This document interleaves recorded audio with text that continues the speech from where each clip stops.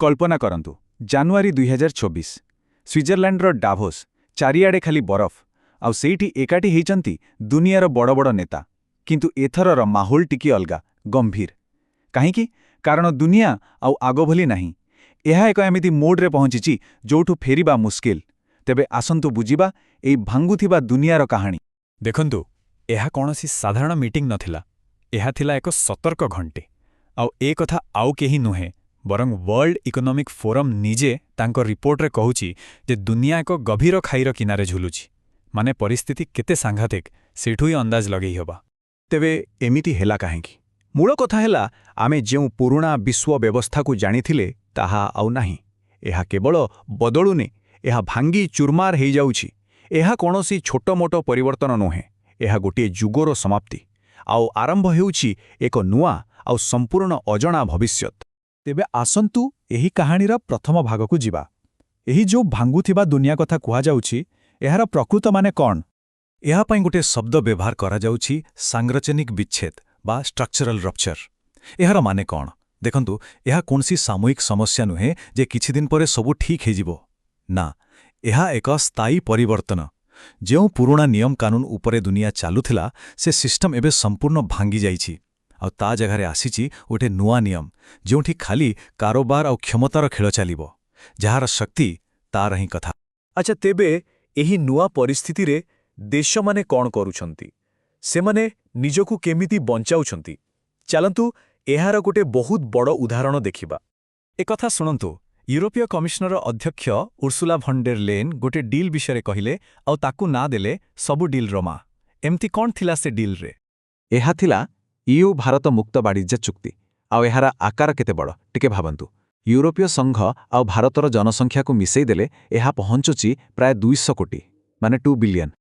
आउ केवल जनसंख्या नुहे अर्थनीति कथा देखिले मध्य एही दुईटी मिसी पूरा दुनियार जीडीपी रा पाखापाखी 25% माने 1/4 एहा केते बड़ आर्थिक शक्ति सेठई जणा पडुची। आउ किछि संख्या उपरे नजर पकेइबा एबे दुई पक्ष भितरे वाणिज्य $135 बिलियन भी अधिक आउ लक्ष्य रखा जाइछि 2030 सुद्धा एहाको एकदम नुआ उच्चता को नेबा पाई तेणु एही संख्या गुड़िक निजे कहउचंती जे एही डील केते गुरुत्वपूर्ण हेले एठी गोटे मजा कथा अछि एही चुक्ति पई आलोचना आजिर नुहे एहा 2007 रु चलीथिला किंतु किछि बाट आगेई 2013 रे बंद हेई गला ताले एते वर्ष परे हठात एबे एमती कोन हेला जे समस्ते एते व्यस्त होई पड़िले एहार कारण हेउछि बदली जाइथिबा दुनिया चारिआडे अस्थिरता अमेरिकार नुआ नीति आउ सबुठु बड़ कथा चीन उपरु निर्भरशीलता कमेबार चाप एसबु मिसी एही पुराना डील रे नुआ जीवन भरी दैछि तेणु ईयू भारत चुक्ति को केवल गोटे व्यावसायिक डील भाबिबा भूल हबो एहा प्रकृतरे एक बड़ चित्रर छोट अंश एहा हेउछि नुआ भू राजनैतिक खेलर गोटिए चाल तेबे चलंतु देखिबा एही नुआ खेलर नियम कोन सब देखंतु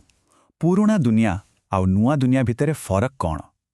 आगरु गोटे बहुपक्षीय व्यवस्था थिला जोठी समस्ते मिसी नियम तैयारी करुथिले आउ ताकु मानुथिले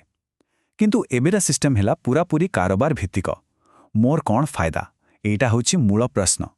आउ एबे बड़ बड़ ग्रुप बदलरे छोट छोट समान विचारधारार देश निज स्वार्थ पई एकाठी हेउछंती एही जेउ दिया आउ नियर खेल चलीछि तार सबुठु भल उदाहरण कोन होई पारे टिके नजर पकेइबा डोनाल्ड ट्रम्प को बॉर्डर ऑफ पीस योजना उपरे एथुरु सबुकिछि स्पष्ट होई जिवो एहार नियम सुनिले हुए तो आश्चर्य लागिवो एहाकु जातिसंघर विकल्प बोली कुहा जाउछि किंतु एठी सदस्यता केमिति मिलिवो केवल निमंत्रण रे आउ स्थायी सीट पई देबाकु पड़िवो $1 बिलियन माने सीधा कथा पे टू प्ले पैसा दियो आउ खेल रे शामिल हुओ आउ सबु निष्पत्ति व शेष मोहर लागिवो चेयरमैन को अनुमोदन रे तेबे चेयरमैन किए डोनाल्ड ट्रम्प तेणु पुराना सिस्टम सह एहार कोनोसी सामंजस्य ना एही जेउ नुआ दुनियार खेल चलीछि एठी लढेई केवल सीमारे बंधुकरे हेउनी सबुठु बड़ लढेई मैदान हेउछि टेक्नोलॉजी आउ सेठी राजा किए आर्टिफिशियल इंटेलिजेंस बा एआई। अच्छा तेबे एआई रो एही दौड़रे जितिबा पई कोन दरकार भल कंप्यूटर बहुत डाटा ना सबुठु गुरुत्वपूर्ण जिनिस हेउछि बिजुली हां आपण ठीक सुनिले इलेक्ट्रिसिटी एहाको एक नुआ ना दिया जाइछि इलेक्ट्रॉन गैप माने जेउ देश पाखरे सस्ता आउ प्रचुर परिमाण रे बिजुली अछि से ही एआई दुनिया रे आगरे रहिबो ଆଜିକାଲି ବିଜୁଳି କେବଳ ଘରେ ଆଲୁଅ ଜଳାଇବା ପାଇଁ ନୁହେଁ, ବରଂ ଦେଶର ଟେକ୍ନୋଲୋଜିକାଲ ଭବିଷ୍ୟତ ପାଇଁ ସବୁଠୁ ବଡ଼ ଅସ୍ତ୍ର। ଏହାର ଗୁରୁତ୍ୱ କେତେ ତାହା ଏନ୍ଭିଡିଆର ସିଇଓ ଜେନସେନ୍ ହୁଆଙ୍କ କଥାରୁ ସ୍ପଷ୍ଟ। ସେ କ'ଣ କହୁଛନ୍ତି ଜାଣନ୍ତି? ସେ କହୁଛନ୍ତି ଏହା ମାନବ ଇତିହାସର ସବୁଠାରୁ ବଡ଼ ଭିତ୍ତିଭୂମି ନିର୍ମାଣ। ଏହାର ଅର୍ଥ ହେଲା ଏଆଇ ଆଉ କେବଳ ଏକ ଟେକ୍ନୋଲୋଜି ହିଁ ରହିନାହିଁ, ଏହା ଏକ ଜାତୀୟ ସମ୍ପତ୍ତି ଯାହାକୁ ତିଆରି କରିବାକୁ ପଡ଼ିବ ଆଉ ତାକୁ ସୁରକ୍ଷା ମଧ୍ୟ ଦେବାକୁ ପଡ଼ିବ। ଏବେ ଦୁନିଆର ବଡ଼ ବଡ଼ ନେତାମାନେ ଏକଥା ବୁଝି ସାରିଲେଣି। ଏଆଇ ଆଉ କେବଳ ଗୋଟେ ମୋବାଇଲ ଆପ୍ କିମ୍ବା କମ୍ପ୍ୟୁଟର ସଫ୍ଟୱେର୍ ନୁହେଁ, ଏହାକୁ ଏବେ ଦେଶର ମୂଳ ଅର୍ଥନୈତିକ ଭିତ୍ତିଭୂମି ଭାବେ ଦେଖାଯାଉଛି। ଠିକ୍ ଯେମିତି ଆମ ପାଇଁ ରାସ୍ତାଘାଟ, ବିଜୁଳି ଗ୍ରିଡ୍ କିମ୍ବା ଟେଲିକମ୍ ନେଟୱାର୍କ, ଏଆଇର ଗୁରୁତ୍ୱ ଠିକ୍ ସେତିକି। ତେବେ ଏତେ ସବୁ ଆଲୋଚନା ପରେ ଡାଭୋସ୍ 2026ରୁ ମୂଳ କଥା କ'ଣ ବାହାରିଲା? ଆମେ ଏକ ଭାଙ୍ଗୁଥିବା ଦୁନିଆରେ ଆଗକୁ ବଢ଼ିବା କେମିତି? ମୋଟାମୋଟି ଭାବେ କହିବାକୁ ଗଲେ ସେହି ପୁରୁଣା ନିୟମ କାନୁନ ଉପରେ ଚାଲୁଥିବା ଦୁନିଆର ଯୁଗ ଶେଷ। ସେହି ଅଧ୍ୟାୟ ବନ୍ଦ ହୋଇସାରିଛି। ଏବେ ଯେଉଁ ନୂଆ ଯୁଗ ଆରମ୍ଭ ହୋଇଛି ତାହା କେବଳ କାରବାର ଭିତ୍ତିକ ମେଣ୍ଟ ଓ ପ୍ରଚଣ୍ଡ ପ୍ରତିଯୋଗିତା ଦ୍ୱାରା ହିଁ ଚାଲିବ।